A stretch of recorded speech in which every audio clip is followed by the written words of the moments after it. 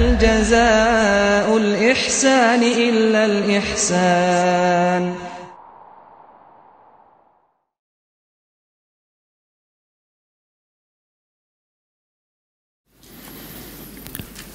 Bismillahirrahmanirrahim. Assalamualaikum warahmatullahi wabarakatuh. Alhamdulillahilladzi arsala rasulahu bil huda wa dinil haqq liyudhhirahu 'alad dini kullihi walau karihal musyrikun.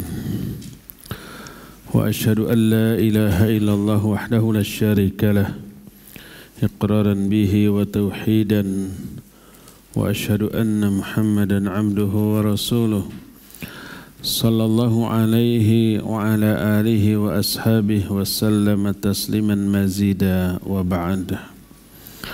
Hadirin jamaah Masjid Mekar Indah Cikarang, Bekasi, Jawa Barat yang Allah muliakan, para pendengar Radio Tarbiyah Sunnah Bandung, Radio Al-Bayan Cianjur, Radio Rizdi Kebumen, Radio 1 Lombok, Radio Suara Qalbu Jayapura, Radio Amuba Pangkal Pinang, Radio Hidayah Pekanbaru, pemirsa Ahsan TV di mana saja Anda berada.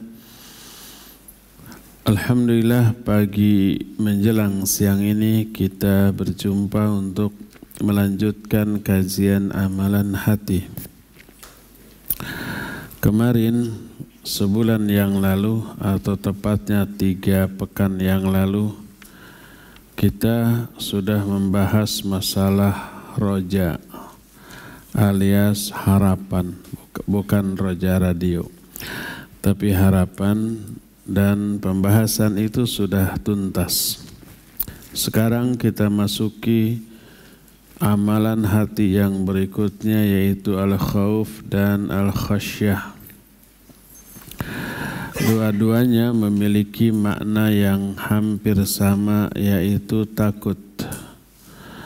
Al-khaufu fil lughah al-faz'u wal hammu.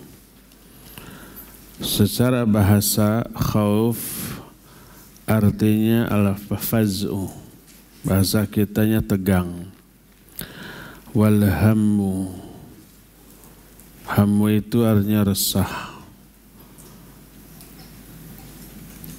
Wa khasyah, adapun khasyah berasal dari kata khasyah dengan dikasrohkannya huruf sya. Khasyah yakhsha khasyatan, maknanya adalah khafa, maknanya adalah takut. Dan khauf dan khasyah serta al-wajlu war-rahab itu lafaz yang mutaqaribah, lafaz yang maknanya berdekatan. Ada 4 kata, 4 lafaz yang maknanya mirip. Intinya takut, khauf, khasyah, wajal, dan rahbah. Keempat-empatnya maknanya berdekatan. Adapun khauf ibaratun an ta'allumil qalbi bisababi tawaqqu'il makruhi fil mustaqbal. Khauf itu ungkapan tentang tidak nyamannya hati. Ta'allum itu menderitanya hati. Menderitanya hati karena sebab terjadinya perkara yang tidak disukai di masa yang akan datang. Jadi kalau hati tidak nyaman, hati menderita karena perkara-perkara yang mungkin terjadi di masa yang akan datang. Yang tidak disukai itu belum terjadi, tapi mungkin terjadi. Maka itu disebut khauf. Bahasa kitanya khawatir. Khawatir itu terhadap sesuatu yang sudah terjadi atau yang belum? Yang belum terjadi khawatir nanti gimana ya. Itu khauf. Jadi takut terhadap sesuatu yang belum terjadi. Adapun khasyah akhassu minal khauf. Itu lebih khusus daripada khauf. Fahiya khaufun makrunun bima'rifah, yaitu rasa takut yang disertai dengan pengetahuan, dengan ilmu. Maknanya takut terhadap sesuatu yang sudah kita ketahui secara pasti. Kalau khauf sesuatu yang belum kita ketahui.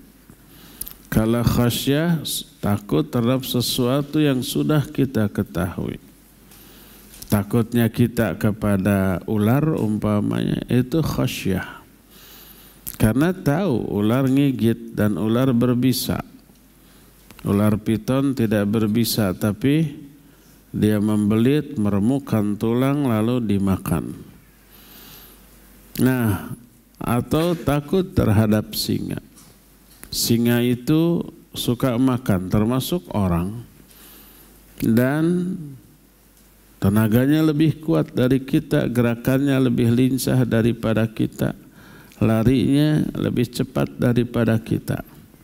Senjata dia cuma 2, taring dan kuku. Itu kan kukunya ada 4. Kalau kita senjata banyak, mukul bisa, nendang bisa, ya, nyakar bisa enggak? Bisa. Cuma tumpul. Ngigit kita bisa? Bisa. Cuma tidak tajam gigi kita, tidak seperti singa. Tapi kita kalah. Kalau ketemu kita kalah. Kita dimakan. Maka takut kalau kita berjumpa. Rasa takut terhadap sesuatu yang sudah kita ketahui itulah yang disebut dengan khasyah. Demikian juga takutnya manusia kepada Allah itu pasti karena sudah mengenal Allah. Makanya takut. Allah itu syadidul iqab. Allah itu maha dahsyat siksanya, ya. Nah, yang takut kepada Allah di kalangan manusia hanyalah orang-orang yang berilmu tentang Allah. Allah berfirman, innama yakhsha. Tidak yakhaf. Innama yakhshallaha min ibadihil ulama. Hanyalah orang-orang yang khasyah kepada Allah. Di kalangan hamba-hambanya. Hanyalah para ulama, orang-orang berilmu. Dengan ilmunya mereka takut. Jadi khasyah itu takut karena ilmu. Takut dibarengi oleh ilmu. Tidak dikatakan innama yakhafullaha min ibadihil ulama, tidak. Tapi yakhsha, ya. Jadi khauf, rasa takut terhadap sesuatu yang belum diketahui. Bahasa kitanya khawatir. Kalau khasyah takut terhadap sesuatu yang sudah diketahui. Khasyah takutnya disertai dengan ilmu. Berbeda dengan khauf, ya. Kenapa hanya para ulama yang takut kepada Allah? Wa dzalika li'annahu kullama kanatil ma'rifatu lil 'azimil qadiril 'alimil mausufi bi sifatil kamal al man'uti bil asma'il husna kullama kanatil ma'rifatu bihi atam wal ilmu bihi akmal kanatil khasyatu lahu a'zama wa aktsar. Yang demikian itu karena setiap kali pengetahuan tentang Allah yang maha agung, yang maha kuasa, yang maha mengetahui, yang disifati dengan sifat-sifat kesempurnaan, yang disifati atau disifati dengan asmaul husna. Setiap kali pengetahuan tentang Allah lebih sempurna dan ilmu tentang Allah lebih lengkap, maka rasa takut kepada Dia lebih besar dan lebih banyak. takut kita kepada Allah itu berbanding lurus dengan ilmu kita tentang Allah Subhanahu wa taala, ya. Itu barusan penjelasan Al-Imam Ibnu Katsir dalam kitab tafsirnya ketika menafsirkan ayat innama yakhsyallaha min ibadihil ulama. Jadi rasa takut ini cermin dari ilmu. Maka Imam Ibnu Katsir menukil perkataan beberapa ulama salaf. Mereka menyatakan laisal ilmu bi kathratir riwayat walakinnal ilma bi kathratil khasyah. Ilmu itu tidak ditentukan oleh banyaknya menghafal riwayat-riwayat hadis, tapi ilmu dilihat dari besarnya rasa takut dia kepada Allah Subhanahu wa taala. Makin besar rasa takutnya menunjukkan ilmu tentang Allah juga semakin banyak pada diri orang tersebut. Itulah perbedaan khauf dan khasyah. Adapun ruhbah, wa ammar ruhbatu fahiya ma'khudatun minar rahab. Kata ruhbah diambil dari kata rahab. Apa rahab?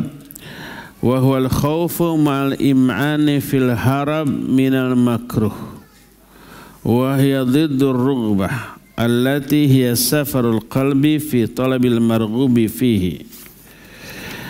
Adapun rahab adalah rasa takut disertai dengan ikhtiar, disertai dengan usaha kabur menjauh dari sesuatu yang tidak disukai. Kalau takut sesuatu itu tidak disukai, tidak suka kita mengalami hal itu, maka kita takut. Takutnya itu tidak sekedar perasaan, tapi ada ikhtiar, ada usaha, ada perjuangan. Apa ikhtiarnya? Menghindarkan diri, menjauhkan diri dari sesuatu yang tidak disukai tersebut. Itulah ruhbah. Takutnya itu disertai ikhtiar, disertai usaha agar tidak terkena apa yang ditakutinya. Dan itu sebaliknya dari rughbah. Rughbah lawan kata dari rughbah.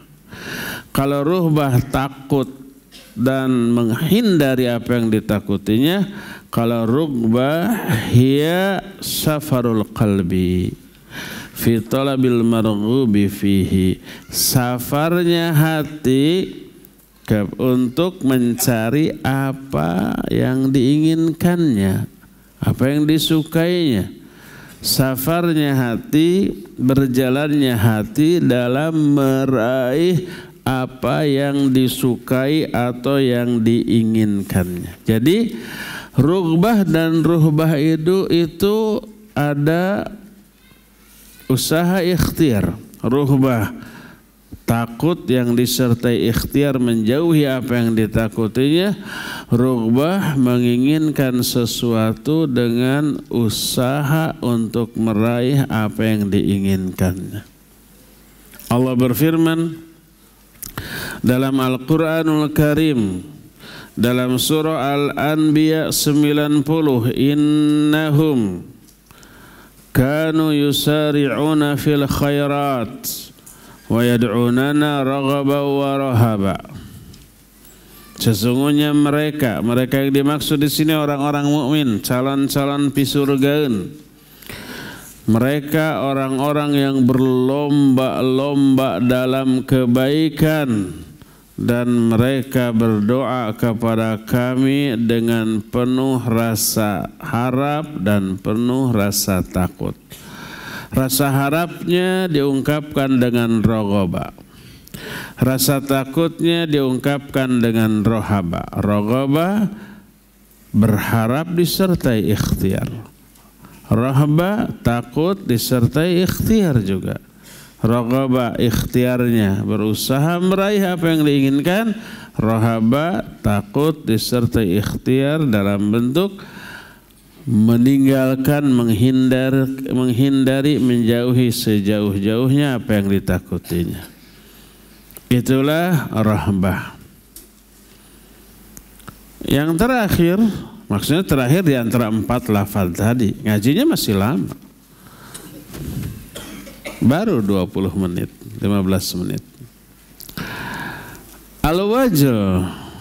Al-wajl ini adalah fahuwal khawfu ma'rajfanil qalbi lidhikri ma yakhafu sultanahu wa uqubatahu aw li ru'yatihi.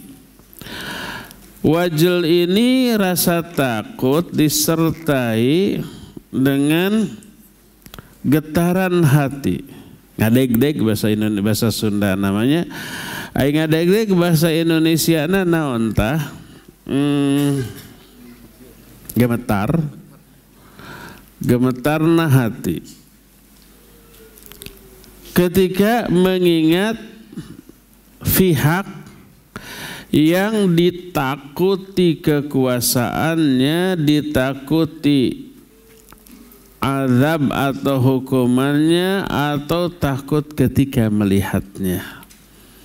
Jadi mengingat bahwa sesuatu itu berkuasa bingit, sesuatu itu dahsyat azabnya dan siksanya tak kenal ampun, maka bergetar hati.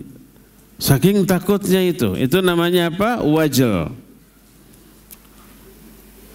Dan itulah yang menjadi ciri orang-orang mukmin kepada Allah Azza wa Jalla.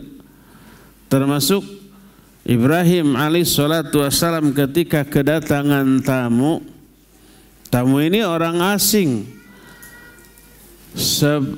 terlihat lahirnya seperti manusia, tapi kemuliaan akhlak Nabi Ibrahim walaupun orang ini tak dikenal, orang asing, disuguhi semaksimal yang beliau bisa. Disembelihlah anak sapi, lalu dibakar, disajikan ke orang asing ini. Nah, orang asing ini musafir, mendatang dari jauh, mestinya lapar hausnya, disuguhi makanan seenak itu, mestinya lahap. Jangankan orang musafir yang lapar, kehabisan bahan makanan, bahan minuman. Saya aja lagi kenyang lihat sapi guling kayak begitu mah, kumaha engke gendut-gendut. Yang penting enak ya enggak. Tapi aneh nanti tadi toel-toel acan ku tamu teh, disentuh pun tidak. Sehingga muncul rasa takut dalam diri Ibrahim dan dia ungkapkan. Dalam satu ayat disebutkan wa aujasa minhum khifah. Dalam ayat yang lain wajilah. Kata Allah Azza wa Jalla dalam Al-Quran surah Al-Hijr ayat 52. Berkata Ibrahim, qala inna minkum wajilun. Berkata Ibrahim, kami takut kepada kalian. Jangan-jangan ini orang yang mau jahat, masa disuguhi tidak disentuh mees-mees acan. Mees acan itu sedikit pun enggak, tadi toel-toel acan. Tidak disentuh sedikit pun ya. Makna wajilun faji'un khaifun. Dan disertai dengan hati yang bergetar. Allah pun berfirman dalam surah Al-Anfal ayat yang kedua dan ayat yang ketiga, innamal mu'minuna alladzina idza dzukirallah wajilat qulubuhum. Sesungguhnya orang-orang mukmin itu hanyalah orang-orang yang apabila disebut nama Allah maka bergetarlah hati-hati mereka. Karena apa? Karena takut. Ini juga terdapat dalam surah Al-Hajj ayat 35. Alladzina idza dzukirallahu wajilat qulubuhum. Wajilat maknanya takut. tapi disertai dengan apa? Dengan bergetarnya hati. Ya, inilah 4 lafaz yang maknanya mirip, tapi makna dasar dari keempat kata itu sama, yaitu takut. Khauf takut, khasyah takut, rahbah takut, wajal juga takut, tapi berbeda sebab dan berbeda efek, ya. Tapi empat-empatnya maknanya takut. Itu makna takut secara umum. Adapun khauf dan khasyah kepada Allah. Wal khaufu wal khasyatu min Allah Ta'ala huwa ayakhafal 'amdu ay yu'aqibahu Allah Ta'ala imma fid dunya awil akhirah bisababi tarki ma'murin aw fi'lin mahdhurin. Walihada qil al khaufu sautullah yaqumu bihi syaridina an babih. Khauf dan khasyah kepada Allah adalah seorang hamba takut diazab oleh Allah Ta'ala, baik di dunia ataupun di akhirat, karena sebab dia meninggalkan apa yang diperintahkan atau melakukan apa yang dilarang. Dua-duanya kan dosanya. Ikhwan, punten ngesot ke depan, rapat agar ikhwan yang baru datang ke bagian tempat untuk masuk. Demikian juga akhwatnya di atas, tolong dirapatkan ke depan agar ada space kosong bagi akhwat yang baru datang. Ngesot. Jadi dosa ini hanya ada 2 jenis tuh penyebabnya. Meninggalkan perintah yang wajib atau melanggar apa yang diapakan, yang dilarang. Dua-duanya dosa, dan itu dosa besar, bukan hanya dosa kecil. Dua-duanya, baik dosa karena meninggalkan perintah atau karena melanggar larangan, mengundang azab. Kadang di dunia, kadang di akhirat, kadang dunia akhirat. Makanya agar tidak terkena azab, kalau dosa cepat-cepat apa? Tobat. Agar dosanya terhapus, tidak datang azab untuk dosa itu. Dengan apapun yang bisa menghapus dosa, termasuk tidak hanya tobat, termasuk istighfar, termasuk sedekah, termasuk melakukan banyak kebaikan yang Allah perintahkan. Innal hasanati yudhibnas sayyiat. Bahwa kebaikan-kebaikan itu bisa menghapus kesalahan. As-sadaqatu tudfi'u ghadabar rahman. Sedekah itu bisa memadamkan kemurkaan Allah yang Maha Rahman, ya. Nah, jadi khauf dan khasyah itu adalah takutnya seorang hamba terhadap azab Allah karena dia meninggalkan perintah atau karena dia melanggar apa yang dilarang. Karena itulah dikatakan bahwa khauf atau rasa takut adalah sautullah. Sautullah itu cameti Allah. Pecut. Pernah lihat sais yang sedang menunggangi kuda, agar si kuda itu nurut, diapain? Dipecut. Nah, itu pecut. Sautullah. Khauf adalah atau rasa takut adalah cameti Allah, pecut Allah yang Allah gunakan untuk memecut orang-orang yang menjauh dari pintu maafnya, menjauh dari Allah Subhanahu wa Ta'ala, ya. Dan Khauf jelas berefek baik kalau persepsi orang itu tentang khauf benar, tapi berefek buruk bila memiliki persepsi yang salah tentang Allah.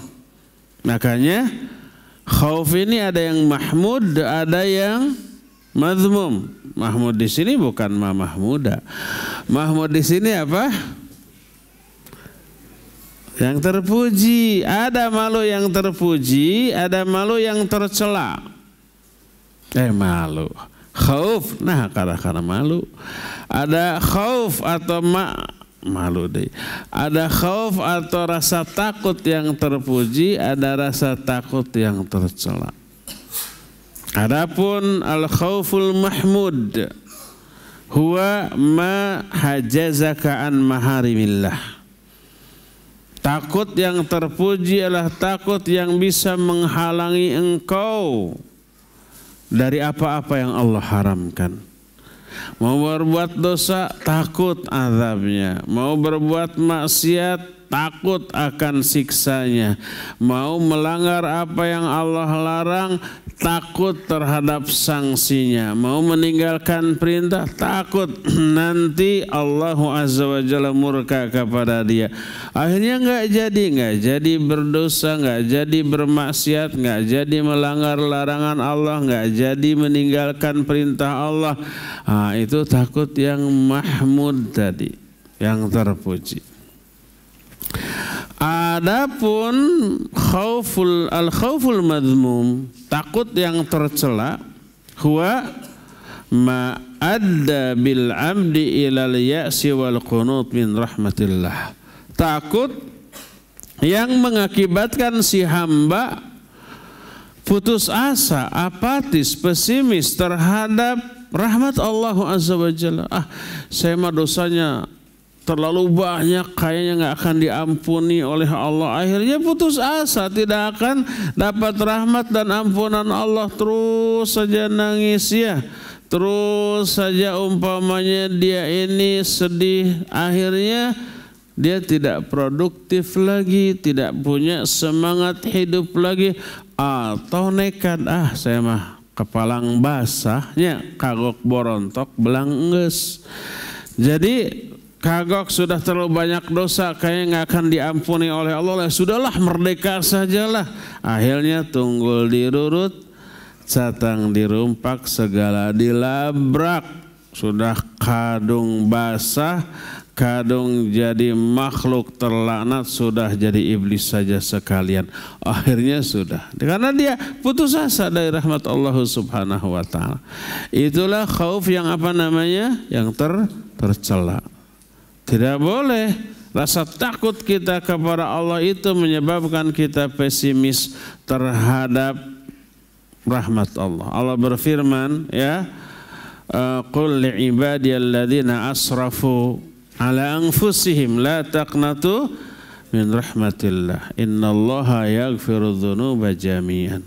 Katakan kepada orang-orang hamba-hambaku yang telah melewati batas, telah banyak melakukan dosa dan maksiat, jangan kalian putus asa dari rahmat Allah. Sesungguhnya Allah mengampuni dosa-dosa semuanya, asal bertaubat. Sebesar apapun dosanya, andai dosa ini berwujud, saking banyaknya niscaya langit dan bumi ini penuh dengan dosa kita. Segede itu dosa kita, asal kita taubat dengan sebenar-benar taubat, Allah akan hapus dosa-dosanya. Dan Allah akan ganti dengan pahala. Allah berfirman, ya ayyuhalladzina amanu tubu ilallahi taubatan nasuha asa rabbukum ayyukafir ankum sayiatikum wa yudkhilakum jannatin tajri min tahtihal anhar. Hai orang-orang yang beriman, taubatlah kalian kepada Allah dengan sebenar-benarnya taubat, maka Allah akan menghapus seluruh kesalahan kamu dan memasukkan kamu ke dalam surga yang banyak mengalir sungai-sungai di bawahnya. Ya, jadi jangan khawatir dengan dosa segede apapun yang kita lakukan kepada Allah, asal taubat. Dengan sebenar-benarnya taubat yang disebut taubatan nasuha, yang memenuhi minimal 3, maksimalnya 7. Pertama, berhenti dari dosa. Kedua, menyesal. Ketiga, bertekad tidak mengulang kembali. Keempatnya, kalau dosa itu berkaitan dengan hak orang lain, kembalikan hak orang itu. Kalau nyolong barangnya, kembalikan barangnya. Kalau pernah nipu, kembalikan hasil tipuan dan minta maaf. Kalau pernah menghinanya, minta maaf, gentle. Pernah memfitnahnya dan dia tahu kita fitnah, cabut fitnahan, cabut gibahan kita, minta maaf. Ketika gibahnya terang-terangan kesatria, pas sudah sadar mau minta maaf, pengecut dia. Takut dimarahi, takut dimusuhi, takut digampar dan seterusnya. Kalau benar-benar taubat, resiko apapun harus siap dia, ya. Itu yang keempat. Kelima, cepat lakukan sebelum sakaratul maut.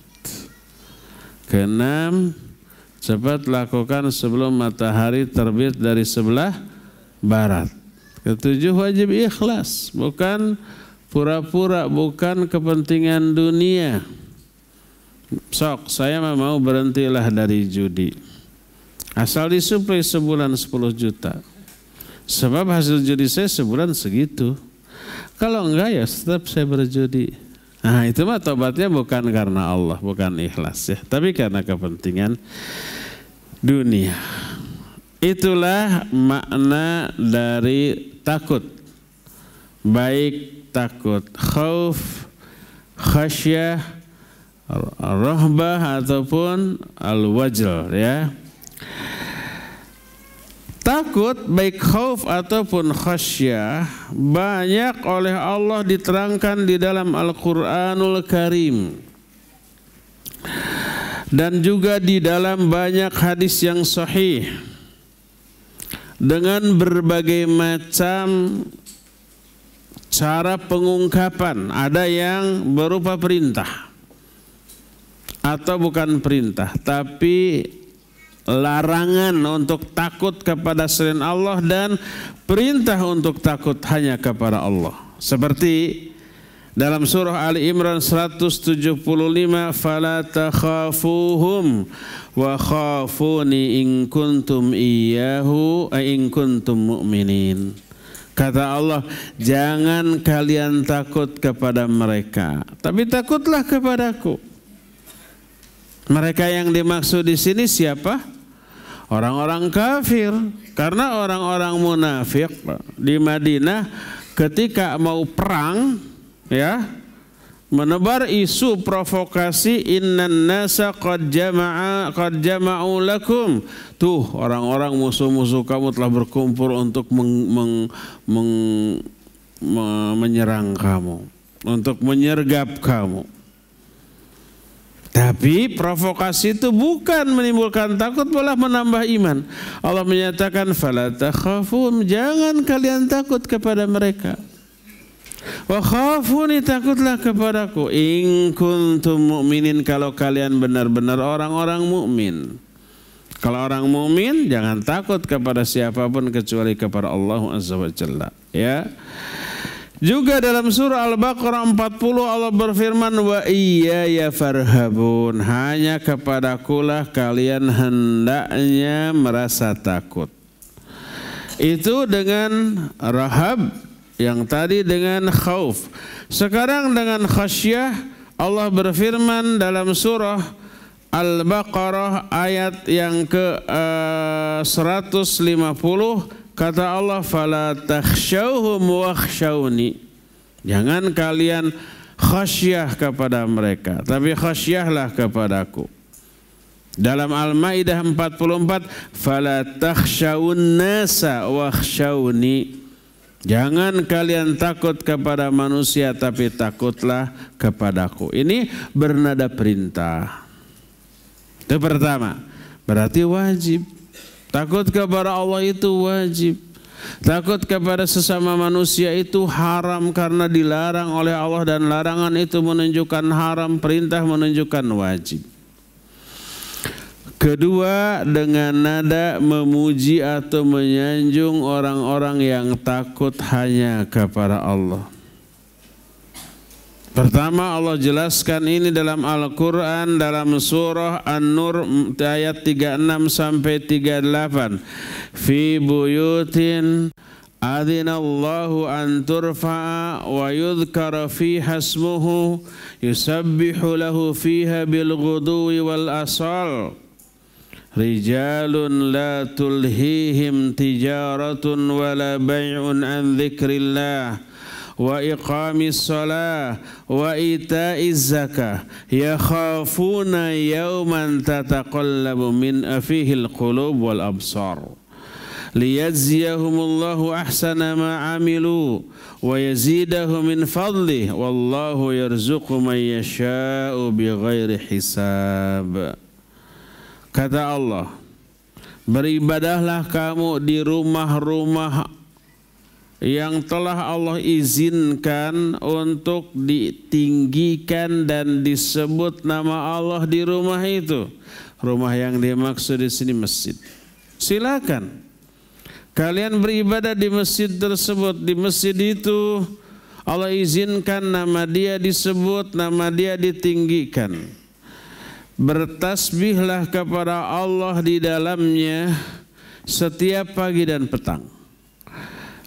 Siapa yang bertasbih di sana setiap pagi dan petang? Orang-orang yang tidak dilalaikan oleh bisnis ataupun jual beli dari zikir kepada Allah, dari menegakkan salat, dari menunaikan zakat. Mereka takut terhadap suatu hari. Di hari itu hati-hati dan penglihatan menjadi terbalik. Sebenarnya takutnya bukan kepada harinya, bukan kepada waktunya, tapi apa yang Allah akan timpakan kepada manusia di hari itu dan di waktu itu. Jadi hakikatnya takut terhadap hari tersebut, takutnya kepada Allah yang akan Allah timpakan sebuah penderitaan di hari tersebut. Takutlah kepada hari tersebut. Hari tersebut adalah hari kiamat. Ketika hati terbalik, ketika mata juga terbalik. Saking apa ya? Saking takutnya. Kepada siapa? Kepada Allah Azza wa Jalla. Yang terjadi di hari itu. Takut terhadap hari itu hakikatnya takut kepada penderitaan yang Allah timpakan di hari tersebut. Ya. Untuk apa Allah mengkondisikan makhluk seperti itu? Agar Allah membalas mereka dengan sebaik-baik balasan. Allah ingin memberikan balasan kepada amal baik dengan balasan yang lebih baik. Allah akan menambah kepada mereka dari karunia-Nya, dan Allah memberi rizki kepada orang-orang yang dikehendakinya tanpa hisab. Ini pujian Allah kepada siapa? Kepada orang yang takut kepada hari kiamat, takut kepada Allah di hari kiamat. Karena takutnya itu mereka di masjid pagi dan petang, ibadah, tasbih kepada Allah, salat, ya, zakat, berzikir. Nah, Allah akan balas mereka dunia akhirat. Di akhirat Allah akan menyelamatkan dia dari penderitaan. Di dunia Allah beri rizki mereka dengan rizki yang tidak disangka-sangka. Dalam surah As-Sajdah 16 Allah juga berfirman tentang seorang mukmin calon pisurgaun.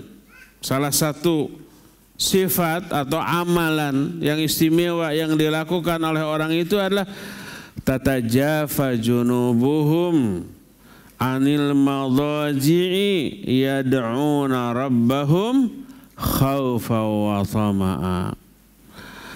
Rusuk-rusuk mereka renggang jauh dari tempat tidur. Artinya tahajud, bukan tidur di sofa. Mereka bangun untuk tahajud. yad'una rabbahum. Mereka menyeru kepada Rabb mereka khaufan wa tama'a, disertai dengan rasa takut dan berharap. Takutnya kepada azab Allah ada, harapannya kepada seluruh yang Allah janjikan juga ada, ya. Itu pujian kepada orang yang takut kepada Allah. Selain itu Allah juga memuji orang-orang yang takut kepada Allah adalah orang yang akan mampu mengambil pelajaran dan manfaat dari setiap kejadian, setiap ayat yang Allah berikan kepada mereka. Ayat syariah atau ayat kauniyah. Ayat kauniyah berupa peristiwa kejadian baik yang baik ataupun yang buruk. Mereka bisa mengambil ibrah. Termasuk diberikan penjelasan ayat Al-Quran, mereka akan mampu menangkap pesan yang benar dari ayat Al-Quran. Karena apa? Efek dari rasa takut mereka kepada Allah. Makanya bagi para tulabul ilm, agar Allah memudahkan kita di dalam menyerap pelajaran, terutama pelajaran tentang ulum syariah ini, pupuk tuh rasa takut. Jauhi semua dosa dan maksiat karena takutnya kita kepada Allah. Itu yang Allah mudahkan bagi orang itu untuk menyerap pelajaran, memahami pelajaran yang diberikan karena ada khauf. Allah berfirman dalam banyak ayat, di antaranya surah Ar-Ra'd 19 sampai 21, innama yatadzakkaru ulul albab, hanyalah orang-orang yang mampu mengambil pelajaran adalah ulul albab. Siapa ulul albab? Alladzina yufuna bi ahdillah wa la yanquduna al-mitsaq walladzina yasiluna ma amarallahu bihi ayyusala wa yakhshawna rabbahum wa yakhafuna su'al hisab. Tuh. Ulul albab yang mampu mengambil pelajaran itu pertama orang-orang yang menunaikan janji-janji mereka kepada Allah dan mereka tidak pernah melanggar perjanjian itu. Kedua, orang-orang yang menyambung apa-apa yang Allah perintahkan untuk disambung, silaturahmi. Terus wa yakhshawna rabbahum, mereka pun takut kepada Allah Rabb mereka, wa yakhafuna su'al hisab, dan mereka pun takut kepada hisab yang buruk. Ketika mengungkapkan takut kepada Allah, diungkapkan dengan yakhshawna rabbahum, dengan khasyah, berarti takutnya disertai dengan ilmu, dengan ma'rifah tentang Allah. Tapi ketika su'ul hisab diungkapkan dengan yakhafuna. Karena apa? Karena nggak tahu bentuk buruknya hisab itu kayak gimana. Tapi yang jelas menderitalah. Dan apakah mereka akan mengalami hisab yang buruk itu atau tidak juga nggak tahu, nggak pasti. Mungkin saja iya, mungkin saja hisabnya mudah ya. Makanya yakhafun, khawatir. Tapi kepada Allah yang pasti diketahui takut, benar-benar khasyah berdasarkan ilmu. Ya, itu yang poin yang ketiga. Jadi yang pertama, Allah tentang khauf dan khasyah ini mengungkapkan dengan ada perintah untuk khauf dan khasyah. Yang kedua, memuji dan menyanjung. Ketiga, orang yang khauf dan khasyah kepada itu akan mampu mengambil pelajaran dari semua peristiwa, kejadian, dan dari semua penjelasan yang diberikan. Keempat, orang yang khauf dan khasyah itu akan diberikan pertolongan dan dikuatkan, dikokohkan kedudukannya di dunia ini juga, sebelum nanti di akhirat, di hadapan musuh-musuh Islam. Pupuk rasa takut, Allah akan jayakan kita. Pupuk rasa takut, Allah akan kokohkan kedudukan kita di dunia ini dalam pandangan musuh-musuh kita. Allah berfirman Dalam banyak ayat di antara surah Ibrahim 13 dan 14 Allah berfirman, wa qala alladziina kafaru li rusulihim lanukhrijannakum min ardina aw lata'udanna fi millatina fa-auha ilaihim rabbuhum lanuhlikanna adh-dhalimin walanuskinannakumul arda min ba'dihim dzalika liman khafa maqami wa khafa wa'idi. Nih resep. Jangan takut, jangan cemas, tong ringrang, tong hariwang. Tong keeng tapi kudu teuneng jeung ludeng. Itu enggak ada terjemahan. Jangan takut, jangan khawatir. Allah berfirman, berkatalah orang-orang kafir kepada para rasul yang diutus kepada mereka. Orang kafir itu gerah mendengar dakwah, itu gerah. Karena dakwahnya itu nonjok bingit kepada ulu hati merekanya. Tapi bukannya sadar, bukannya berubah, malah ngancem. Dua ancamannya tuh. Apa ancaman? Lanukhrijannakum min ardina. Kami usir kalian dari negeri kami. Dipersekusi. Kedua, aula ta'udanna fi millatina, atau kalau enggak kalian kembali ke agama kami, dukung kami atau jadi musuh kami. Kan gitu tuh. Orang-orang kafir ketika kekafirannya, kezalimannya, kejahatannya mau diluruskan oleh pihak manapun, dan para rasul dan pelanjut para rasul, para ulama, para duat, para ustadz, para mubalik, itu selalu begitu. Mencoba meluruskan setiap yang bengkok, merevisi setiap yang rusak. Tapi si bengkok dan si rusak bukannya sadar, malah ngancem. Kami usir, kami persekusi, atau kalian kembali mendukung kami. Kan gitu. Dan ancaman ini membuat takut tidak? Ya. Tapi Allah meneguhkan para rasul tersebut dengan mengatakan, fa'auha ilaihim rabbuhum lanuhlikanna adh-dhalimin. Maka kami wahyukan, Allah mewahyukan kepada para rasul itu, lanuhlikanna adh-dhalimin, kami pasti akan menghancurkan orang-orang zalim itu. Allah Azza wa Jalla menekankan kepastian akan hancurnya orang-orang zalim itu dengan dua kali penekanan. Pertama, maka ada lam taukid, lanuhlikanna. Kedua, ada nun taukid tsaqilah di akhirnya. Ada dua huruf taukid. Tadinya nuhliku, masuklah lanuhliku, masuk nun lanuhlikanna adh-dhalimin. Kami pasti akan hancurkan orang-orang zalim itu.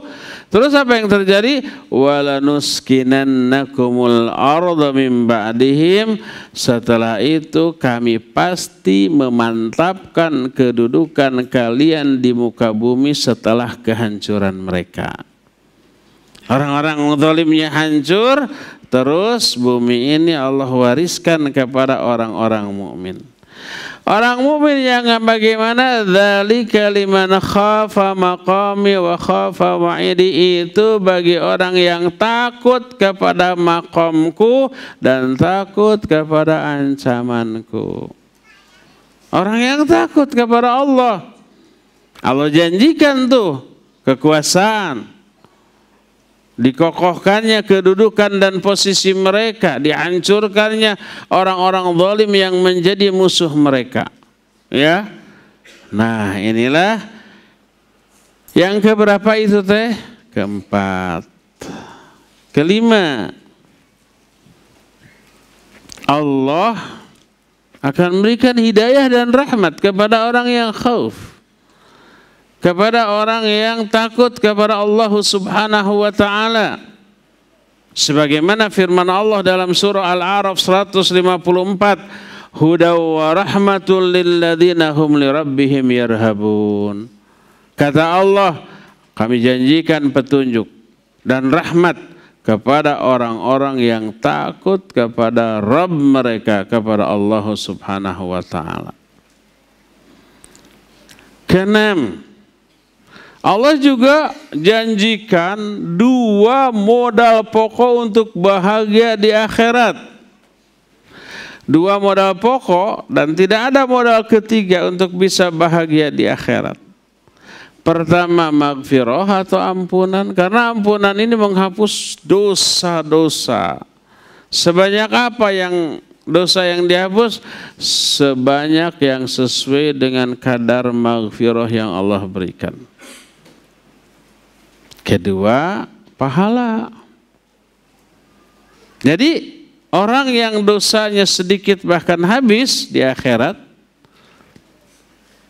terus pahalanya besar, banyak, berat. Oh, itu bahagia itu.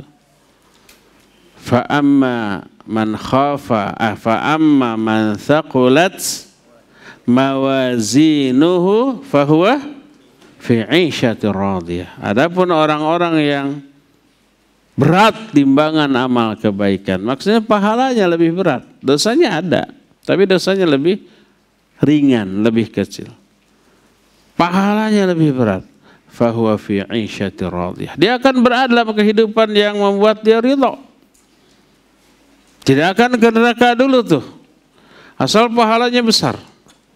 Dosanya kurangi sebanyak mungkin. Kalau bisa hapus semua. Mengurangi dosa itu dengan ampunan, dengan maghfirah, dan menambah pahala itu dengan berbagai macam perkara yang bisa memperberat pahala kita. Salah satu perkara yang membuat dosa terhapus, pahala bertambah adalah khasyah, rasa takut kepada Allah Subhanahu wa ta'ala. Walaupun sebenarnya pertama, azab Allah itu tidak langsung di dunia. Kedua, Allahnya tidak terlihat, tidak terjangkau oleh panca indera. Allahnya gaib bagi kita. Gaib itu ada apa tidak? Ada. Tapi tidak ada di mana?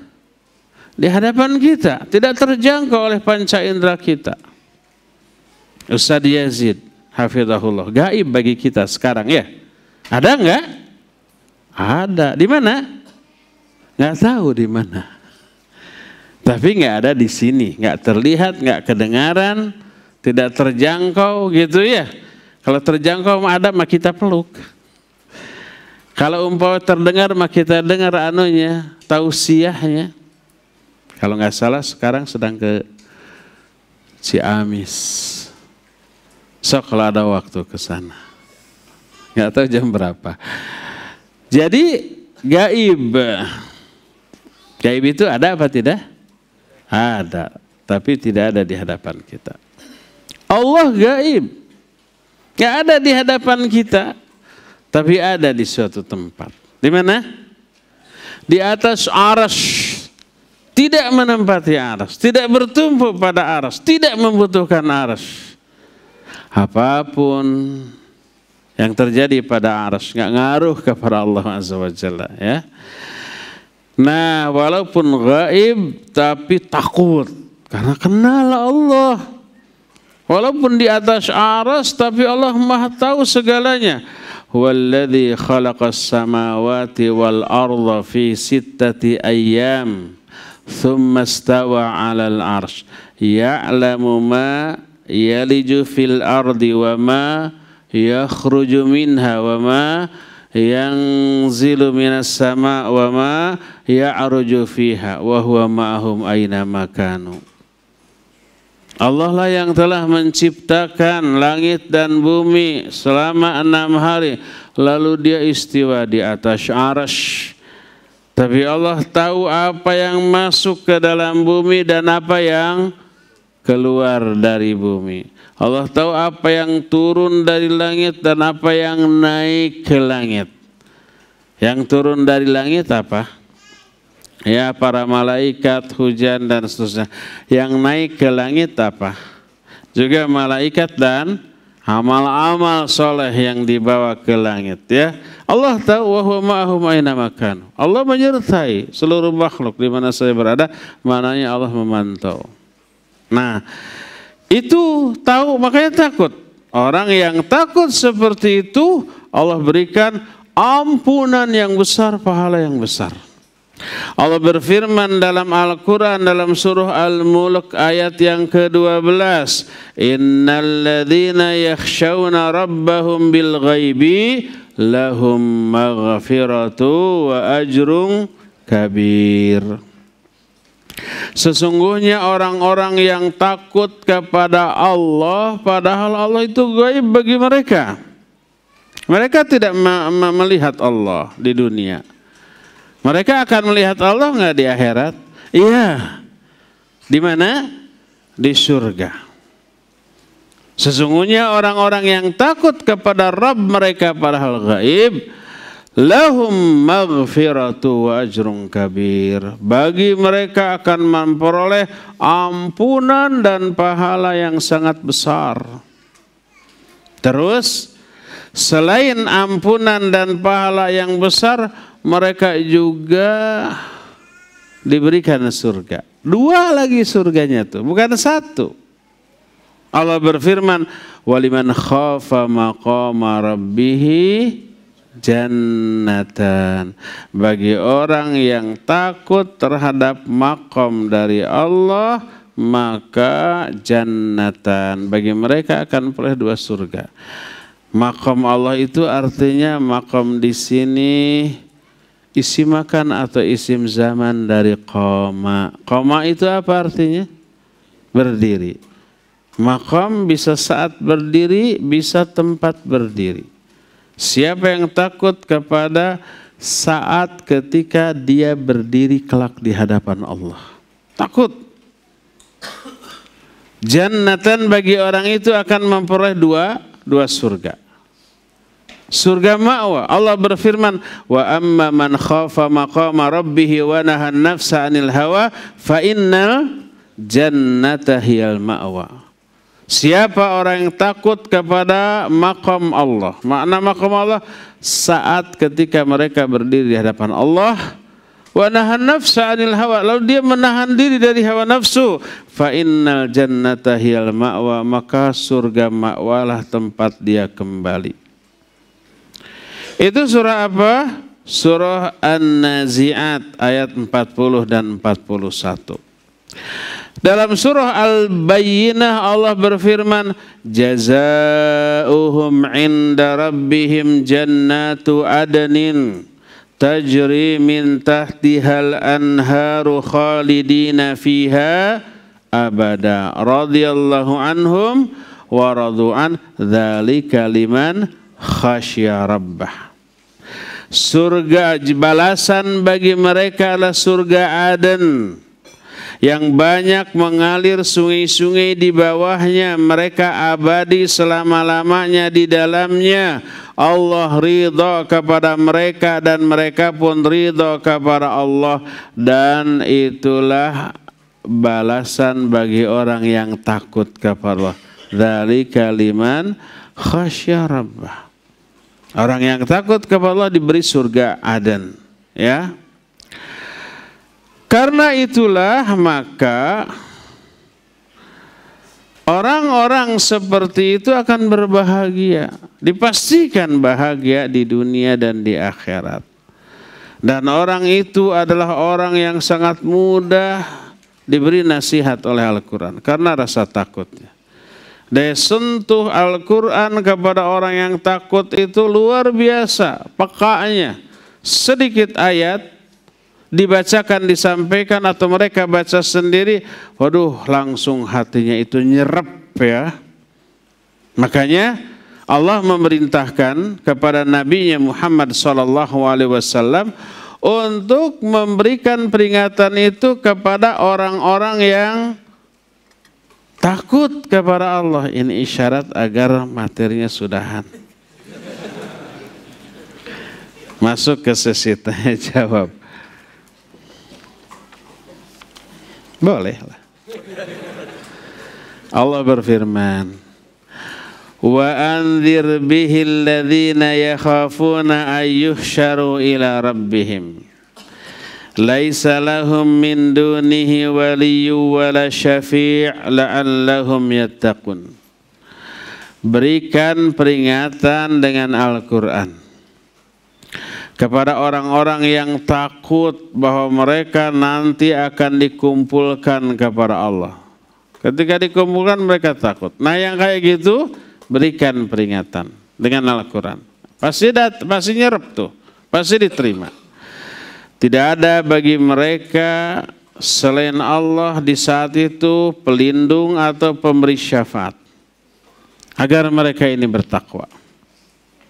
Itu Al-Quran surah Al-An'am ayat 51. Juga dalam surah Qaf ayat 45, fadzakir bil Qur'ani may yakhafu wa'id. Berikan peringatan dengan Al-Quran orang-orang yang takut terhadap ancamanku. Itu akan mudah masuk, ya. Berkata Ibnu Abbas radhiyallahu anhuma, qalu, para sahabat bertanya, ya Rasulullah, lau khawaftana fanazalat fadzakir bil Qur'ani may yakhafu wa'id, al-wa'id al-azab wal wa'ad was thawab. Wahai Rasulullah, tolong takut-takuti kami. Berikan nasihat yang membuat kami takut. Maka turun ayat ini, ayat terakhir dari surah Qaf, fadzakir bil Qur'ani may yakhafu wa'id. Berikan peringatan dengan Al-Quran orang-orang yang takut kepada ancamanku. Maksud ancamanku di sana azabku. Makanya salah satu di antara doa yang sering dikemukakan oleh para ulama zaman baheula seperti Qatadah suka berdoa, Allahumma ij'alna mimman yakhafuna wa'idak wa yarjuna wa'dak. Ya Allah, jadikan kami orang-orang yang selalu takut terhadap ancaman-Mu dan berharap terhadap janji-Mu. Bagus, doa ini kita hafal. Lalu kita baca dalam sujud kita, dalam sholat baik fardu ataupun sunnah, ya.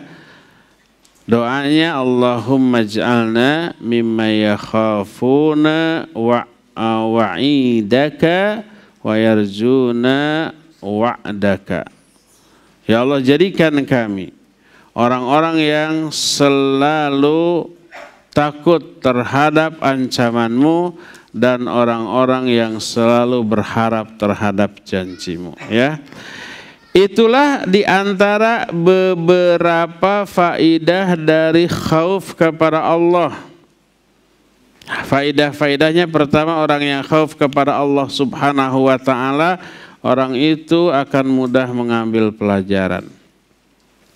Kedua, orang itu akan ditolong dan dikuatkan, dikokohkan kedudukannya di muka bumi. Ketiga, orang itu akan peroleh hidayah dan rahmat dari Allah. Keempat, orang itu akan memperoleh ampunan dan pahala yang sangat besar. Kelima, orang-orang itu adalah orang-orang yang mudah menerima nasihat, menerima pelajaran, mudah menyerap ayat yang disampaikan kepada mereka, ya. Inilah di antara beberapa faidah dari al-khauf dan al-khasyah. Ya, sudah 1 jam lebih waktu yang kita habiskan. Cukup sampai di sini dan masih ada waktu beberapa detik untuk bertanya jawab. Wassallallahu ala nabiyina Muhammadin wa ala alihi wa ashabihi wassalam.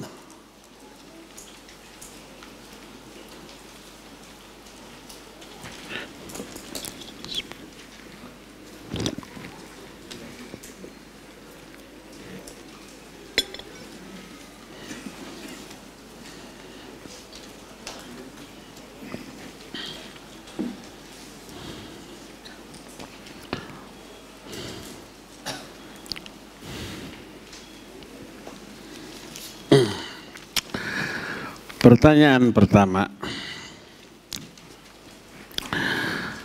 Ustadz mohon nasihat.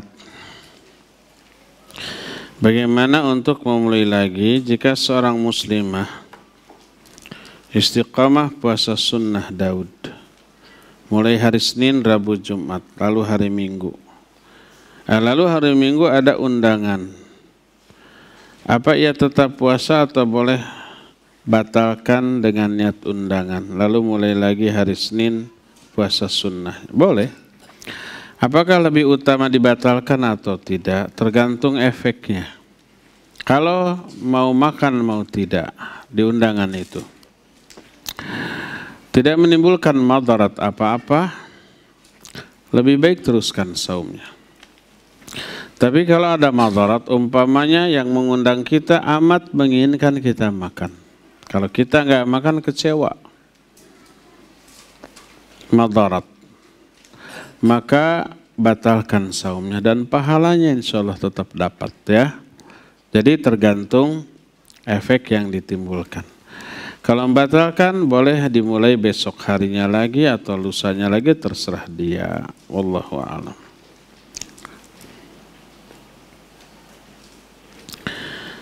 Ustadz, saya mau bertanya, jika kita susah jika kita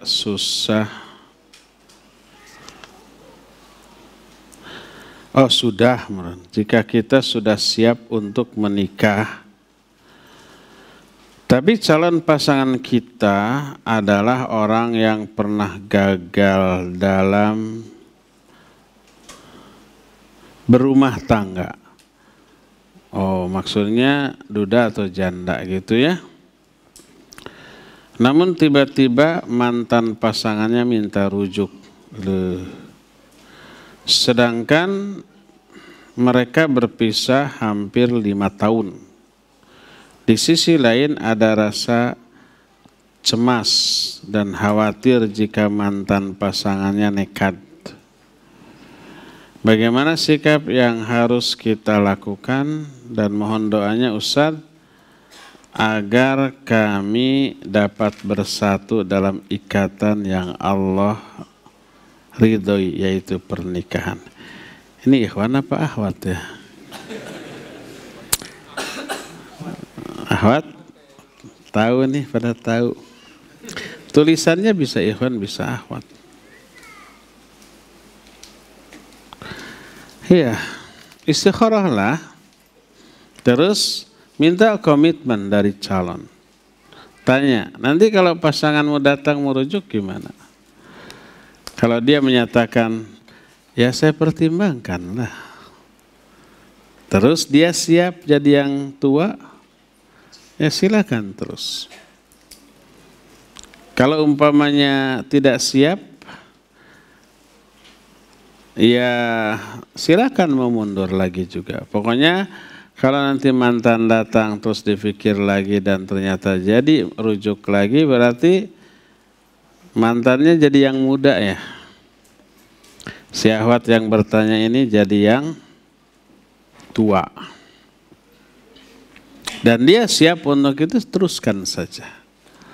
Tapi kalau tidak siap untuk itu, ya sudah mundur saja. Cari yang latar belakangnya bersih dalam tanda petik. Artinya belum pernah berumah tangga, yang bujangan.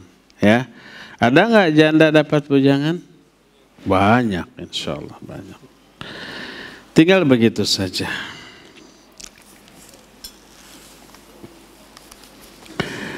Nama Tiara Reski dari Cikarang. Apa saja yang Allah tunjukkan kepada hamba yang tidak taat kepada Allah? Apa saja yang Allah tunjukkan?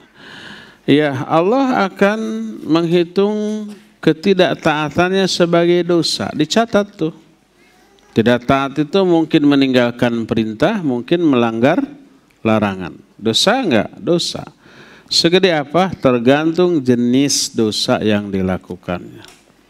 Kalau umpamanya berupa meninggalkan sholat, meninggalkan saum, pokoknya meninggalkan kewajiban masuk dalam rukun Islam, gede, bingit gitu ya dosanya juga. Azabnya dahsyat dunia akhirat, ya. Tapi kalau rukun Islam terpelihara, kemudian dia melanggar larangan, dia berdusta, dia bergibah, dosanya juga gede, tapi tidak segede yang tadi. Nanti akan diazab mungkin di dunia, atau di dunia tidak, terus senang-senang di akhirat lebih dahsyat, atau dunia akhirat. Maka wajib tobat kepada orang seperti itu.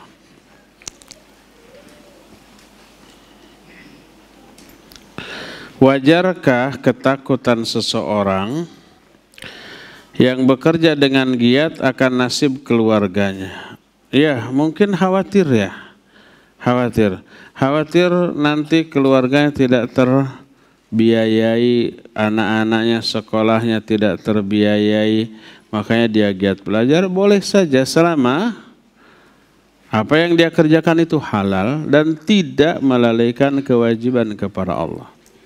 Kalau sampai melalaikan kewajiban kepada Allah seperti tidak ada waktu untuk ngaji sama sekali, tidak ada waktu untuk mengajari anak-anaknya tentang agama, maka itu tidak boleh.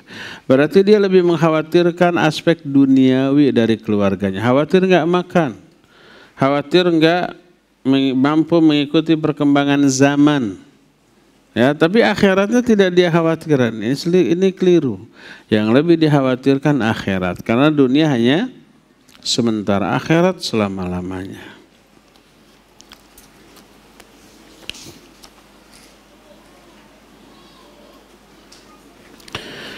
Bagaimana hukum beberapa wanita pergi umroh tanpa disertai mahram? Ibu dengan anak perempuannya dengan rombongan ibu-ibu pengajian, dan bagaimana cara menasihatinya? Tidak boleh. La yahillu li imra'atin an tusafira illa ma'adhi mahramin. Tidaklah halal. Kalau tidak halal apa artinya? Haram. Seorang wanita safar tanpa mahram, termasuk safarnya untuk ibadah haji atau umroh. Dia berdosa selama safarnya. Walaupun hajinya, umrohnya sah, tapi dia berdosa, dia bermaksiat selama dalam safarnya, ya. Bagaimana cara menasihatinya? Ya cari mahram dulu. Kalau dia belum nikah, nikah dulu.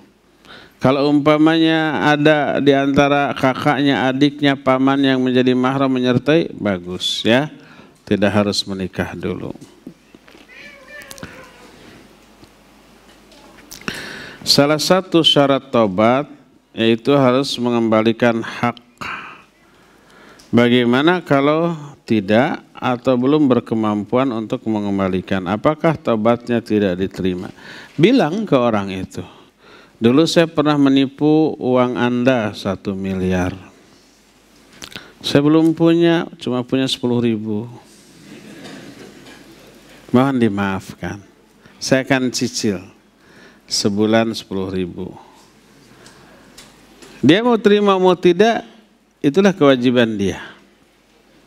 Adapun orang itu mau memaafkan atau tidak, itu urusan dia dengan Allah Azza wa Jalla. Bilang, ya, minimal ada pengakuan bahwa dia dan kesungguhan bahwa dia akan mengembalikan. Kalau ternyata tidak mampu sampai akhir hayat, la yukallifullahu nafsan illa usaha. Dulu ketika mengambil uang 1 miliar itu, dia sedang kaya raya, terus amruk jadi miskin. Sekarang tobat, mau mengembalikan nggak mampu, ya bilang. Jika kita melakukan satu dosa besar kemudian bertobat dan meninggalkan dosa tersebut selamanya, apakah di hari kiamat kelak catatan dosa tersebut dihapus atau tetap diperlihatkan? Dihapus. Allah menyatakan, asa rabbukum ayyukaffira ankum sayyiatikum.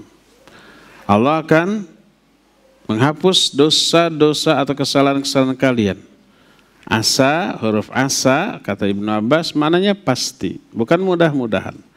Pasti Allah akan menghapus kesalahan-kesalahan kalian.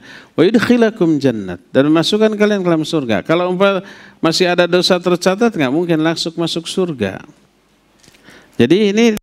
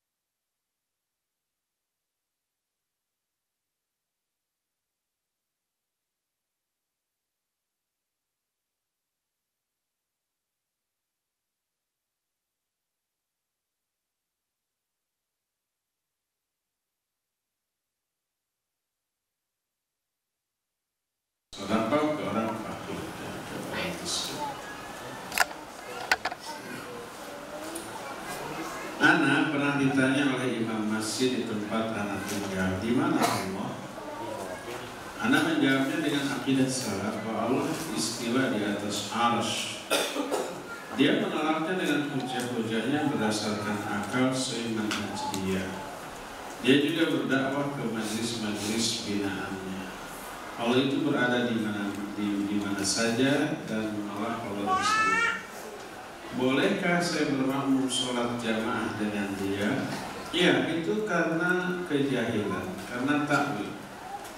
Penolakan dia terhadap istiwanya di atas Allah di atas arsy karena takwil. Itu yang dilakukan oleh Mu'tazilah, itu yang dilakukan oleh Asy'ariyah. Para ulama tidak mengeluarkan mereka dari keislaman. Mereka tetap muslim yang termasuk dalam hadis taftariqu hadhil ummah ala 73 firqah. Umatku terpecah belah menjadi 73 golongan. Masih umatku, umat Islam tidak keluar dari Islam. Ya, kalau dia tidak keluar dari Islam berarti dia masih muslim. Kalau dia sholat, selama sholatnya memenuhi rukun dan syarat sahnya sholat, sholatnya sah untuk dirinya. Dan siapa orang yang sholatnya sah untuk dirinya, sah juga keimaman dia. Sah juga kita bermakmum di belakang dia. Apa saya harus mufaraqah? Jangan. Atau mengulang sholat saya? Jangan. Tetaplah bermakmum di belakang. Kata teman anak, tinggalkan kalau benar-benar tahu akidahnya tidak sesuai sunnah. Tidak semua yang tidak sesuai sunnah itu berakibat kafir, enggak. Ya, hanya disebut bid'ah mufassiqah wa laisal mukaffirah. Hanya membuat dia fasik, tapi masih tetap muslim, tidak mukaffirah. Maka tidak boleh mufaraqah, tidak boleh mengulang apa lagi. Saya nggak mau sholat berjamaah di masjid, imamnya kayak gitu, ingkar kepada istiwanya Allah di atas.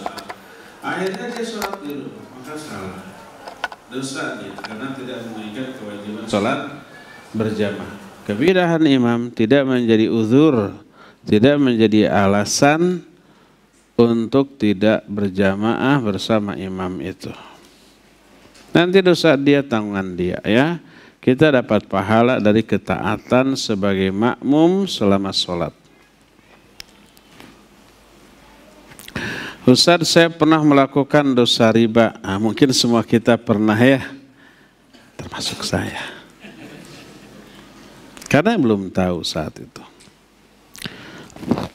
Bahkan dalam keadaan saya sudah ngaji. Alhamdulillah sekarang hutang itu sudah lunas. Setiap kali saya membaca ayat di surah Al-Baqarah tentang riba, saya merasa seperti orang munafik. Saya berusaha untuk bertobat. Apakah saya akan diazab dan termasuk orang yang akan dimasukkan ke sungai darah? Perasaan ini selalu muncul dalam hati saya. Mohon pencerahan. Kalau sudah tobat tadi terhapus.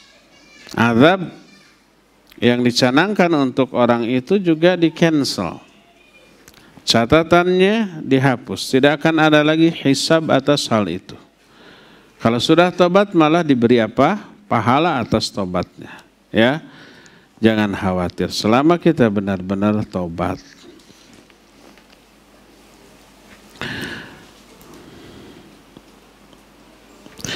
Bagaimana menurut Ustadz dengan pendapat salah satu Ustadz yang berpendapat ambil ilmu dari mana saja dan dari siapa saja, dan yang salah jangan diambil dan ambil yang baik-baiknya saja.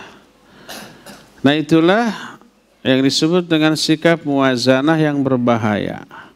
Bahwa kita ambil yang baik dan buang yang salahnya, betul. Tapi yang jadi masalah, sebagai orang awam, sebagai orang yang kurang ilmu, kita nggak tahu yang diomongkan oleh Ustadz itu benar apa salah. Dia mengutip ayat, dia menyampaikan hadis, dia memberikan penjelasan mengutip para ulama. ayat yang disampaikannya benar apa salah? Pasti benar ayatnya. Hadisnya selama sahih pasti benar. Terus apa yang salah? Mungkin interpretasi dia, penafsiran dia tentang ayat dan hadis itu. Dia menyatakan nih Allah berfirman, menurut saya ayat ini maknanya begini, begini, begini. Menurut dia. Padahal dia bukan ahli tafsir.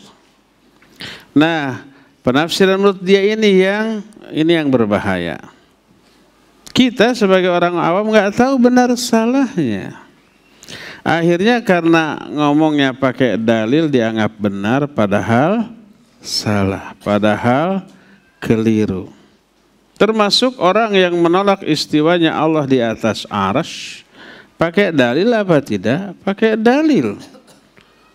Orang-orang yang menyatakan Allah di mana-mana. Ini Allah berfirman, wa huwa ma'akum aina ma kuntum. Wa huwa ma'ahum aina ma kanu. Allah beserta kalian di mana saja kalian berada. Allah bersama seluruh makhluk di mana saja makhluk itu berada. Ya. Ini ayat yang menjelaskan Allah ada di mana-mana. Ayatnya benar apa salah? Ayatnya benar. Apa yang salah? Penafsiran dia. Orang awam mendengar, oh benar tuh ada ayatnya. Akhirnya dia meyakini Allah di mana-mana. Akhirnya bertubrukan dengan Allah istiwa di atas arsy. Ya, aspek bertubrukan tidak dijelaskan oleh Ustaz tadi. Akhirnya karena kebodohan, karena keawaman, karena kekurangtahuan, dia meyakini sebuah penjelasan yang sebenarnya batil. Dia yakini kebenarannya tanpa dia sadari. Akhirnya tanpa sadar, tanpa terasa, dia terjerumus ke dalam kekeliruan tapi merasa benar di atas kesalahannya. Itu berbahaya. Itu apa? Akibat dari kaidah tadi, ambil yang baiknya, buang yang buruknya. Ilmu diambil dari dari mana saja, walaupun dari setan. Kalau itu benar ambil. Ada hadisnya? Ada hadis siapa? Abu Hurairah radhiyallahu an yang disuruh untuk menjaga Baitul Mal. Ada yang nyuri setiap malam sampai 3 kali ditangkap. Ya. Sampai 3 kali nggak akan dilepas tuh. Dia merengek-rengek, kalau kamu lepas saya kasih ilmu kamu. Nah dilepas. Apa ilmunya? Kalau kamu pergi ke tempat tidurmu, bacalah ayat kursi, maka setan tidak akan mendekati kamu sampai subuh. Besoknya lapor lagi kepada Nabi SAW. Kata Nabi SAW, sesungguhnya dia itu pendusta, tapi dalam hal ini dia berkata benar. Tahu nggak Abu Hurairah siapa dia? Enggak, dialah setan. Tuh, setan juga mengajarkan kebaikan. Jadi walaupun dari setan, kalau itu benar, ambil. Nih hadisnya kan gitu ya. Hadis ini benar apa salah? Benar. Hadis itu sahih, riwayat Imam Bukhari. Apa salahnya? Salahnya dia beristimbat, beristidlal, mengambil dalil dari hadis ini. Boleh ngaji kemana saja walaupun ke orang kafir. Asal dia berkata benar, ambil, yang salahnya tolak. Tanpa disandari dia nggak tahu mana yang benarnya, mana yang salahnya. Tidak hanya urusan akhirat, urusan dunia. Coba antum mau beli durian, tapi antum bodoh tentang durian. Pokoknya mah yang wangi, yang manis ya, ditepuk katanya ditepuk-tepuk ya. Oh bunyinya begitu, diambean. Menurut saya yang manis, yang enak ini dibeli. Sampai di rumah dibuka, ada banyak kemungkinan busuk, belatung loncat, atau masih mentah, masih keras. Karena apa? Karena dia berprinsip ambil yang baik, buang yang buruk menurut kacamata dia yang bukan ahli. Bukan begitu cara membeli durian. Salah. Kita mah bodoh. Yang pintar siapa? Tukangnya. Kita bilang, hei mang, pilihkan yang terbagus. Ya, nanti saya coba. Kalau manis saya beli. Kalau enggak jadi pilih yang lain. Diistilahkan bicara manis. Jangan kita yang milih. Kita mah bodoh. Nah, si Mang akan berusaha tepok-tepok, diambuhan, timbang-timbang gitu ya, dikoclak-koclak dan seterusnya. Nah, setelah itu dikeret, ya saya dicoba manis, silakan beli, gitu ya caranya ya, jangan tertipu lagi. Nah seperti itu. Kita umpamanya mangga ya. Pokoknya yang kelihatan kuning gitu ya, itu yang pagi pasti bagus. Banyak kan buah yang kuning-kuning semua. Ternyata setelah dibeli ya jarot, ya juga asem. Karena kita salah dalam menentukan kriteria manisnya sebuah mangga. Disangkanya yang kuning pasti manis, ternyata tidak.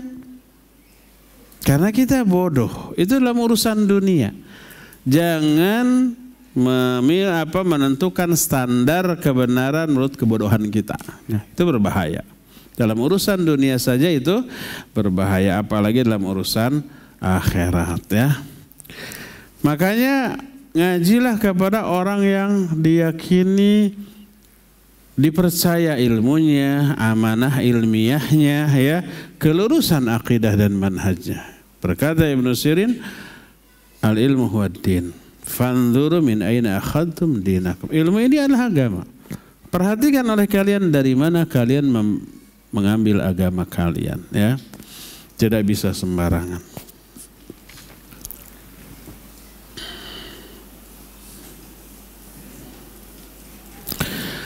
Apabila rasa takut akan kehilangan sesuatu yang kita cintai membuat kita terus mengawasi apakah ini termasuk berlebih-lebihan. Tergantung, kalau sampai mengabaikan kewajiban yang lain, iya. Contohnya apa ya? Contohnya motor ya. Lagi ngaji begini takut hilang. Setiap 5 menit sekali keluar. Oh masih ada masuk lagi, liek lagi. Kurang yakin keluar lagi. Ya itu lebay. Itu berlebih-lebihan ya. Ya, khawatir kehilangan sesuatu yang kita cintai, baik barang ataupun orang, itu lumrah, itu wajar. Tapi sikapnya jangan berlebih-lebihan. Selama upaya kita maksimal dengan tidak mengabaikan aspek-aspek lain, itu dibolehkan saja ya. Kalau sudah maksimal ternyata masih hilang, itu takdir. Kita sudah ikhtiar, sudah tawakal.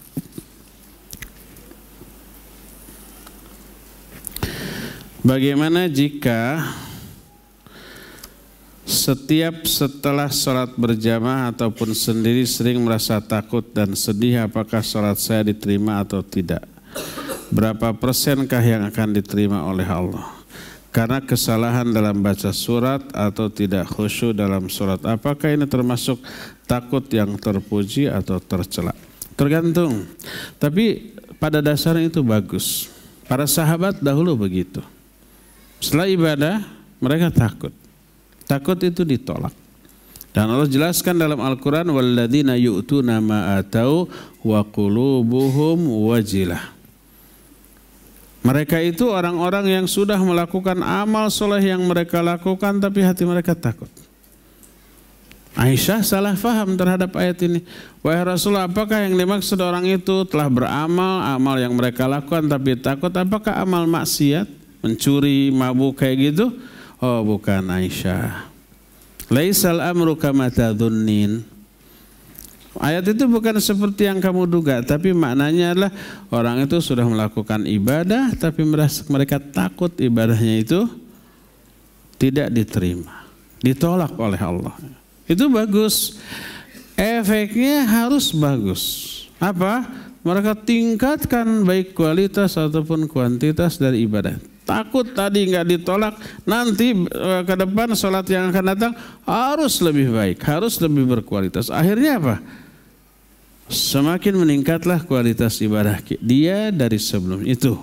Ya, kalau itu yang terjadi ya itu bagus. Jadi kalau kekhawatiran ibadah kita nggak diterima, memacu kita untuk meningkatkan ibadah dari kualitas ataupun kuantitas, ya itu bagus. Ini mas surat atau Ustaz, ada seorang istri yang sudah 2 kali memergoki suami sedang berduaan dalam mobil dengan wanita yang bukan mahramnya. Setelah dikonfirmasi ternyata wanita ini statusnya sebagai istri orang. Dan ternyata mereka sudah sering berduaan dalam mobil selama berjam-jam sebanyak belasan kali di parkiran sebuah mall. Dan yang pasti hal itu terjadi saat suami dari wanita itu bekerja mencari nafkah. Pertanyaan, satu, mohon nasihatnya Ustadz untuk kedua belah pihak ini agar mereka sadar atas dosanya. Mereka ada di sini enggak? Kalau enggak ada percuma saya ngomong. Mereka enggak dengar, nasihat saya enggak sampai, ya. Jangan ini curhat, Ustadz dua orang ini ada di sini nih, tolong nasihati gitu ya. Dua, suaminya ini pernah bertanya ke istrinya, apa kamu mau pisah? Sebanyak 2 kali. Tapi istrinya enggak jawab. Dan si suami juga pernah bilang ke saudaranya bahwa dia sudah ambil keputusan untuk berpisah dengan istrinya. Apakah ini sudah masuk jatuh talak?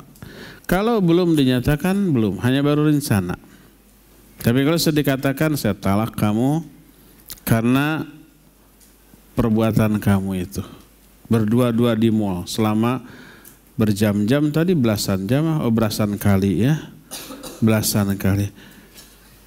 Apa nggak panas gitu? Apa dinyalain gitu? Terus ngapain? Jadi kalau tidak diucapkan talak, hanya baru rencana atau keinginan, belum jatuh talak ya. Mereka masih suami istri. Kalau ada di sini, ya kita nasihatkan kepada kedua belah pihak untuk menghentikan itu. Karena apa? Pertama, dosa besar. Mungkin mereka belum sampai kepada perzinahan. Karena di mall terlalu beresiko di dalam mobil ya. Ketahuan bisa diarak gitu. Tapi bisa menjurus ke arah sana ya. Tidak di mall nanti, tidak di parkiran. Karena mereka punya waktu luang berjam-jam, bisa kemana saja nanti ya. Jadi itu dosa besar, wajib dihentikan. Kedua, dosa besar itu bukan sekedar menyangkut pribadi si pelaku ini saja, 2 orang ini, tapi keluarganya, suaminya dan istrinya, pasangan masing-masing, anaknya, ibunya, mertuanya, semuanya nanti kena. Itu yang kedua ya. Yang ketiganya ini dikhawatirkan. Pernah enggak mendengar pembahasan tentang dahsyatnya balasan terhadap zina? Salah satunya adalah, walaupun tadi belum ya, baru berdua-dua di tempat parkir, tapi dikhawatirkan. Ya, jadi man mayazni yuzna dzurriyyatuhu. Siapa orang yang berzina nanti salah satu turunannya juga akan dizinahi. Waliyadzubillah. Bayangkan anak kita, cucu kita, buyut kita ke bawah nanti yang wanitanya terjerumus ke dalam hal itu. Gimana coba perasaan kita ya? Mengerikan. Tidak hanya di akhirat, di dunianya saja sudah kayak begitu tuh. Maka hindarkan. Seluruh pintu menuju arah sana hindarkan sejauh-jauhnya. Sebab efeknya bukan hanya ke pribadi si pelaku kita, si pelaku tidak hanya kepada kita, tapi kepada banyak pihak, keluarga, mertua, ya, komunitas kita. Apalagi umpamanya di kalangan ikhwan akhwat, waliyadzubillah, semoga tidak ada yang terjadi begitu. Lalu tersebar, itu disebut komunitas berjenggot bercadar tuh, ya. Topeng saja cadar, topeng saja jenggot dan gamis, dan kelakuannya di belakangnya becat. Akhirnya setiap orang bercadar dan berjenggot nanti dituduh tuh, itu mah kedok lah, kan gitu ya. Pura-pura suci di hadapan semua orang, di belakangnya ternyata becat. Nah nanti terkena semua komunitasnya ya. Tolong diperhatikan jangan sampai kena peribahasa karena nila setitik rusak susu sebelangga. Dan kita jangan sampai jadi nilanya. Kita jadi susunya, orang lain jadi nilanya. Kita bisa sabar. Memang dakwah ini perlu ujian, penuh dengan ujian, dan kita sudah teruji berpuluh-puluh kali dengan ujian dan tetap tegar di atas dakwah ini. Tapi ketika kita yang jadi nilainya itu, nila bukan ikan. Nila ini maksudnya apa? Racun, ya. Kita yang beracun. Nah, jangan sampai kita yang jadi itunya, ya. Semoga Allah memberi hidayah dan menjaga kita semua dari hal tersebut. Cukup sampai di sini, insyaallah kita jumpa kembali sebulan yang akan datang. Subhanakallahum bihamdik, asyhadu an la ilaha illa anta, astaghfiruka wa atubu ilaik. Walhamdulillahirabbil alamin. Wassalamualaikum warahmatullahi wabarakatuh.